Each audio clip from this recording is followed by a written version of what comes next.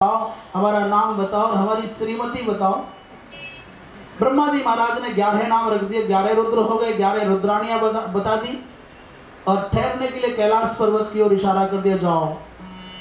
पंच महाभूतों से समन्वित सकल प्रपंच में इन 11 रुद्रों का निवास दे दिया और सबसे पहले बोले, भैया तुम पैदा होते ही रोए, इसलिए तुम्हारा नाम रुद्र हो गया, रोदनाथ रुद्र। जाओ सृष्टि का विस्तार करो। और भगवान शंकर ने, रुद्र भगवान ने सृष्टि के विस्तार के क्रम में भूत प्रेत बनाए। इन भूत प्रेतों से व्याप्त सृष्टि को विकल देख करके ब्रह्मा जी ने कहा, अलम अलम बेटा बहुत हो गया, तू जा वन में तप करने जा। ब्रह्मा जी महाराज की खिन्नता कम नहीं हो रही, क्या करूं।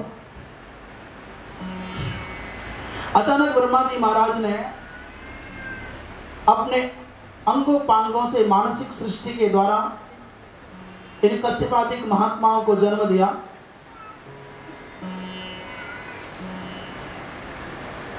इनसे भी सृष्टि का विस्तार नहीं हुआ तो अपने दक्षिण अंग से मनु जी महाराज और अपने बाएं अंग से शत्रुपा महारानी का, दोनों का प्राकट्य ब्रह्मा जी महाराज ने किया। इन दोनों को जोड़ करके ब्रह्मा जी ने कहा, तुम मनु हो और आदि राजा हो, तुमको सकल वसुंधरा का सम्राट घोषित करता हूं। तो मनु जी को हंसी आ गई, भगवान ना तो पृथ्वी दिखाई देती है ना प्रजा दिखाई देती है और आपने राज्य तिलक कर दिया, बिना मुल्क का नवाब बना देते हो, कोई हो तब ना। ये तो बिना मुल्क का नवाब हो गया ना, बिना राज्य का राजा हो गया। इस पृथ्वी के उद्धार के लिए कुछ करो। ब्रह्मा जी महाराज ने पृथ्वी के उद्धार के लिए चिंतन किया।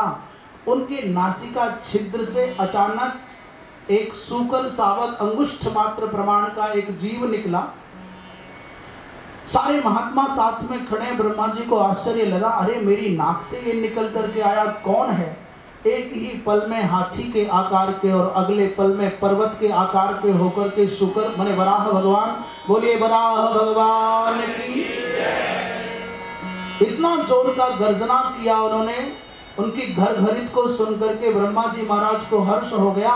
बोले असौ कृष्ण असौ विष्णु, अरे भैया यही परमात्मा है।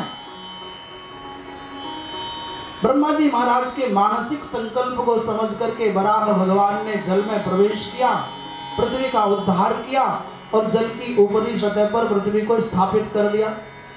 इस कथा को सुनकर के राजर्षि परीक्षित चकित हो गए, महाराज ये पृथ्वी जल में क्यों गई, इस पृथ्वी का हरण करके कौन ले गया था। एक कथा में विस्तार से सुनना चाहता हूं। सुखदेव जी महाराज कहते, राजन दिति के 2 पुत्र हैं, हिरण्याक्ष और हिरण्यकशिपु। ये दोनों के दोनों बड़े आदि राक्षस हैं, आदि दैत्य हैं, बड़े बलवान हैं। तो एक नया प्रश्न हो गया, महाराज दिति कहां से आ गई, ये कश्यप कहां से आ गया। सुखदेव जी महाराज कहते हैं, एक बार सनकादिक महात्मा भगवान का दर्शन करने के लिए वैकुंठ लोक गए। मन में भाव आ गया, मजे के महात्मा है, कुछ काम धंधा है नहीं, क्या करें, चलो घूमेंगे। 6 दरवाजे पार कर लिए, डोडियां पार कर ली, 7वें पर पहुंचे तो उनके दरवाजे पर भगवान के 7वें द्वार पर, प्रमुख द्वार पर जय और विजय बड़े ताकतवर बड़े बलवान 2 द्वारपाल खड़े। ये छोटे छोटे से बालक हैं, इनको देख करके दोनों हंसने लगे और डंडे से बैत से दोनों को 3 बार ढकेल दिया, चलो तुम जैसे बच्चे यहां नहीं आ सकते। इन सनकादिक महात्माओं को क्रोध आ गया। इन्होंने कहा, अरे तुम वैकुंठ लोक में रहने के अधिकारी नहीं हो, अपात्र हो, तुम्हारे अंदर आज भी कुंठा है, भेद बुद्धि है और जिसके मन में कुंठा होती है वो वैकुंठ में नहीं जा सकता, जिसके मन में द्वैत बुद्धि है वो वैकुंठ में नहीं रह सकता। जाओ तुम दैत्य हो जाओ। तुमने 3 बार हमारा तिरस्कार किया, इसलिए तुमको 3 जन्म तक दैत्य बनना पड़ेगा। भगवान के पार्षदों को जय विजय को शाप दिया। भगवान वैकुंठ लोक से निकल करके बाहर आए, इन महात्माओं को सांत्वना दी और यहां तक घोषणा की, भगवान जितना प्यारा मुझको दुनिया में ब्राह्मण है उतना प्यारा कोई नहीं है। यदि मेरी भुजा भी ब्राह्मणों के विरुद्ध आचरण करेगी तो छिंद्याम सबाहुमपि वह प्रतिकूल वृत्तिम, ब्राह्मणों के विरुद्ध मेरी भुजा भी दुराचार करे, अन्याय करे उस भुजा को भी काट दूंगा। ये जय और विजय मेरी भुजा के जैसे हैं, दोनों मेरे सेवक हैं। इन्होंने आपका तिरस्कार किया है, मैं आपके शाप का अनुमोदन करता हूँ। 3 जन्म तक ये दैत्य बनेंगे। भगवान, जितनी प्रसन्नता मुझको ब्राह्मणों के मुख में घृताक्त आहुति देने में होती है, ब्राह्मण जब भोजन करता हो, खीर और पूड़ी खाता हो, रबड़ी खाता हो, जितना संतोष, जितना तृप्ति, जितना आनंद मुझको उसके प्रसाद पाने में होता है, उतना आनंद मुझको यजमान के द्वारा यज्ञ में आहुति से भी प्राप्त नहीं होता है। ना हम तथात्म यजमान हविर बिताने, यजमान के द्वारा यज्ञ में आहुति देने पर उतना संतोष नहीं होता जितना कि ब्राह्मण के मुख में वो जो घृताक्त खीर आदि की आहुति जाने पर होता है। तो सत्व को भी आनंदित कर दिया और अपने दोनों चेलाओं के कंधे पर हाथ रख करके भगवान बोले, बेटा मैं महात्माओं की बात काटना नहीं चाहता था, तुम बुरा मत मानना, जहां जहां तुम जाओगे तुमको लौटा करके लाने के लिए मैं तुम्हारे पीछे पीछे आऊंगा। मैंने भगवान के जैसा राजनीतिक की दुनिया में कोई मिलने वाला नहीं। आपको मालूम नहीं, ब्रह्मा जी महाराज कहते हैं, नारद, इन सनकादिक महात्माओं के बहाने से भगवान विष्णु ने लक्ष्मी को खुश किया। नारद जी ने पूछा, महाराज ये क्या मामला हुआ? बोले, हाँ, ये कथा में से कथा निकलती चली आती है।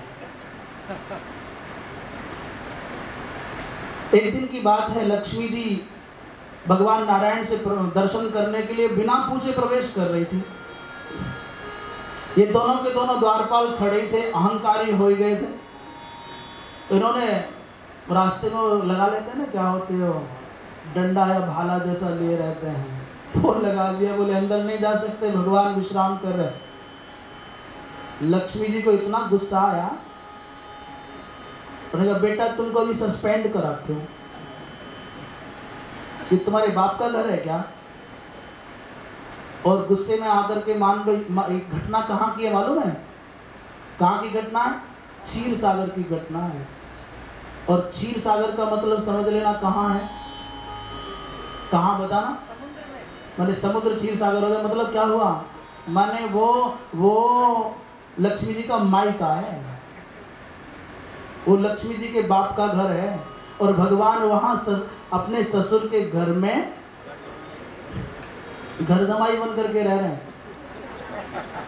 आश्चर्य की बात देखना, शंकर जी को हिमालय बहुत प्यारा लगता है और विष्णु जी को क्षीर सागर बहुत प्यारा लगता है। इन्होंने ही बिगाड़ा है सबको, इसलिए दुनिया के लोगों को ससुराल प्यारी लगती है। बाबा तुलसीदास ने कहा, ससुरारी प्यारी लगी जबते रिप रूप कुटुंब भय। शंकर जी की शादी क्या हुई, हिमालय छोड़ते ही नहीं, और भगवान विष्णु का शादी क्या हुआ, क्षीर सागर छोड़ते ही नहीं। लक्ष्मी जी को गुस्सा आ गया, बोले होश में रहना, ये तुम्हारे विष्णु के बाप का घर नहीं, मेरा घर है। मान लीजिए, कहा कि नहीं का, पर ऐसे ही मान लो। पैर पटकती हुई लक्ष्मी मां अंदर गई, बोले देख रहे हो इनका इतना अहंकार बढ़ गया, आज मुझको आते हुए रोक दिया। बेचारे भगवान विष्णु मना रहे, देवी आज रुक जाओ, 1-2 दिन का मौका दे दो, इनको हटा दूंगा। आज ही तुम्हारे कहने पर हटा दिया तो दुनिया के लोग कहेंगे विष्णु डरपोक है, अपनी क्या बोलेंगे? मैं तो नहीं कह सकता ऐसे भैया।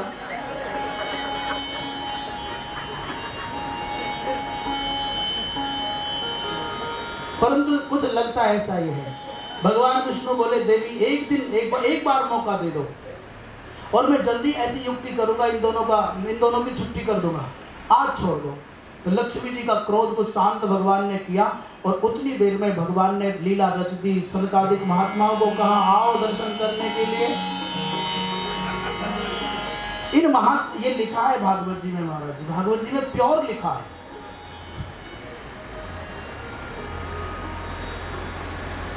और महात्माओं को बुला करके इन जय विजय के मन में द्वेष भर दिया कि अंदर ना आने पाए। प्रेरक तो भगवान ही है ना।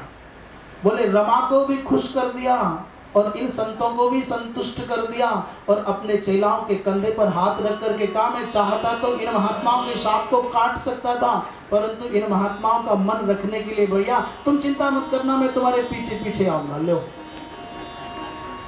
बोले भैया, माता दिति ने कश्यप जी महाराज से प्रार्थना की, मुझको संतान दो। कश्यप जी महाराज ने बहुत समझाया, सायंकाल का समय था, प्रदोष काल का समय था, मां नहीं मानी।